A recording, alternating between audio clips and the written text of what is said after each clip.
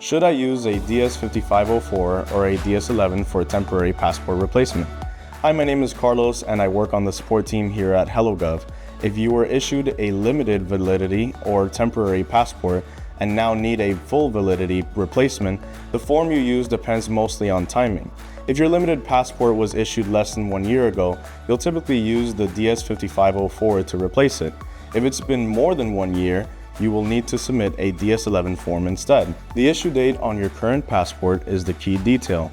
Our application process is designed to route you to the correct forms without having to figure this out yourselves.